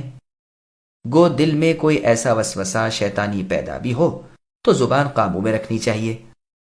صحیح بخاری اور صحیح مسلم میں رسول اللہ صلی اللہ علیہ وسلم کا فرمان ہے، اللہ تعالیٰ نے میری امت کے دلوں میں پیدا ہونے والے وسوسوں سے درگزر فرما لیا ہے جب تک کہ وہ زبان سے نہ کہیں یا عمل میں نہ لائیں۔ تمہیں چاہیے تھا کہ ایسے واہی کلام کو سنتے ہی کہہ دیتے کہ ہم ایسی لغو اور بیہودہ بات سے اپنی زبان نہیں بگاڑتے۔ ہم سے یہ بے ادبی نہیں ہو سکتی کہ اللہ تعالیٰ کے خلیل اور اللہ کے رسول محمد صلی اللہ علیہ وسلم کی بیوی ام المؤمنین عائشہ رضی اللہ عنہا کی نسبت کوئی ایسی لغو بات کہیں۔ اللہ کی ذات پاک ہے، دیکھو خبردار آئندہ ایسی حرکت نہ ہو، ورنہ ایمان کے ضبط ہونے کا اندیشہ ہے۔ ہاں، اگر کوئی شخص ایمان سے ہی کورا ہو تو وہ بے ادب، گستاخ اور بھلے لوگوں کی اہانت کرنے والا ہوتا ہی ہے۔ احکام شرعیہ کو اللہ تعالیٰ تمہارے سامنے کھول کھول کر بیان فرما رہے ہیں۔ وہ اپنے بندوں کی مصلحتوں سے واقف ہے، اللہ کا کوئی حکم حکمت سے خالی نہیں ہوتا۔ برائی کی اشاعت حرام ہے۔ یہ تیسری تنبیہ ہے کہ جو شخص کوئی ایسی بات سنے اسے اس کا پھیلانا حرام ہے۔ جو ایسی بری خبروں کو اڑاتے پھرتے ہیں انہیں دنیاوی سزا یعنی حد بھی لگے گی اور اخروی سزا یعنی عذاب جہنم بھی ہوگا۔ اللہ عالم ہے، تم بے علم ہو، بس تمہیں اللہ تعالیٰ کی طرف تمام امور لوٹانے چاہیے۔ مسند احمد میں ہے، رسول اللہ صلی اللہ علیہ وسلم نے فرمایا، اللہ کے بندوں کو ایذا نہ دو، انہیں عار نہ دلاؤ، ان کی پوشیدگیاں نہ ٹٹولو۔ جو شخص اپنے مسلمان بھائی کے عیوب ٹٹولے گا اللہ اس کے عیبوں کے پیچھے پڑ جائیں گے اور اسے یہاں تک رسوا کریں گے کہ اس کے گھر والے بھی اسے بری نظر سے دیکھنے لگیں گے۔ ولولا فضل الله عليكم ورحمته وأن الله رؤوف رحيم يا أيها الذين آمنوا لا تتبعوا خطوات الشيطان ومن يتبع خطوات الشيطان فإنه يأمر بالفحشاء والمنكر ولولا فضل الله عليكم ورحمته ما زكى منكم من أحد أبدا ولكن الله يزكي من يشاء والله سميع عليم۔ اور اگر یہ بات نہ ہوتی کہ تم پر اللہ تعالیٰ کا فضل و رحمت ہے اور یہ بھی کہ اللہ بڑی شفقت رکھنے والے مہربان ہیں۔ ایمان والو، شیطان کے قدم بقدم نہ چلو۔ جو شخص شیطانی قدموں کی پیروی کرے تو وہ تو بے حیائی اور برائی کے کاموں کا ہی حکم کرے گا، اور اگر اللہ تعالیٰ کا فضل و کرم تم پر نہ ہوتا تو تم میں سے کوئی بھی کبھی بھی پاک صاف نہ ہوتا، لیکن اللہ تعالیٰ جسے پاک کرنا چاہے کر دیتے ہیں۔ اللہ سب سننے والے، سب جاننے والے ہیں۔ سامعین، اب ان آیتوں کی تفسیر سماعت کیجیے۔ شیطانی راہیں، یعنی اگر اللہ کا فضل و کرم، لطف و رحم نہ ہوتا تو اس وقت کوئی اور ہی بات ہو پڑتی، مگر اللہ نے توبہ کرنے والوں کی توبہ قبول فرما لی، پاک ہونے والوں کو بذریعہ حد شرعی کے پاک کر دیا۔ شیطانی طریقوں پر، شیطانی راہوں پر نہ چلو، اس کی باتیں نہ مانو، وہ تو برائی کا، بدی کا، بدکاری کا، بے حیائی کا حکم دیتا ہے۔ بس تمہیں اس کی باتیں ماننے سے پرہیز کرنا چاہیے، اس کے عمل سے بچنا چاہیے، اس کے وسوسوں سے دور رہنا چاہیے۔ اللہ کی ہر نافرمانی میں شیطان کے قدم کی پیروی ہے۔ ایک شخص نے ابن مسعود رضی اللہ عنہ سے کہا کہ میں نے فلاں چیز نہ کھانے کی قسم کھا لی ہے۔ آپ نے فرمایا، یہ شیطان کا بہکاوا ہے، اپنی قسم کا کفارہ دے دو اور اسے کھا لو۔ ایک شخص نے شعبی رحمہ اللہ سے کہا کہ میں نے اپنے بچے کو ذبح کرنے کی نظر مانی ہے۔ شعبی رحمہ اللہ نے فرمایا، یہ شیطانی حرکت ہے، ایسا نہ کرو، اس کے بدلے ایک بھیڑا ذبح کر لو۔ ابو رافع رحمہ اللہ کہتے ہیں کہ ایک مرتبہ میرے اور میری بیوی کے درمیان جھگڑا ہو پڑا۔ وہ بگڑ کر کہنے لگیں، ایک دن وہ یہودیہ ہے اور ایک دن نصرانیہ ہے اور اس کے تمام غلام آزاد ہیں، اگر تو اپنی بیوی کو طلاق نہ دے دے۔ میں نے آ کر عبداللہ بن عمر رضی اللہ عنہما سے یہ مسئلہ دریافت کیا تو آپ نے فرمایا، یہ شیطانی حرکت ہے۔ زینب بنت ام سلمہ رضی اللہ عنہا، جو اس وقت سب سے زیادہ دینی سمجھ رکھنے والی عورت تھیں، انہوں نے بھی یہی فتویٰ دیا، اور عاصم ابن عمر نے بھی یہی بتلایا۔ پھر آگے اللہ تعالیٰ فرماتے ہیں کہ اگر اللہ کا فضل و کرم اے انسانوں تم پر نہ ہوتا تو تم میں سے ایک بھی خود کو شرک و کفر سے، نیز برائی اور بدی سے نہ بچا سکتا۔ یہ رب تعالیٰ کا احسان ہے کہ وہ تمہیں توبہ کی توفیق دیتے ہیں، پھر تم پر مہربانی سے رجوع کرتے ہیں اور تمہیں پاک و صاف بنا دیتے ہیں۔ اللہ جسے چاہیں پاک کرتے ہیں اور جسے چاہیں ہلاکت کے گڑھے میں دھکیل دیتے ہیں۔ اللہ تعالیٰ اپنے بندوں کی باتوں کو سننے والے، ان کے احوال کو جاننے والے ہیں۔ مستحق ہدایت اور مستحق ضلالت سب اللہ کی نگاہ میں ہیں، اور اس میں بھی اللہ حکمت والے کی بے پایا حکمت ہے۔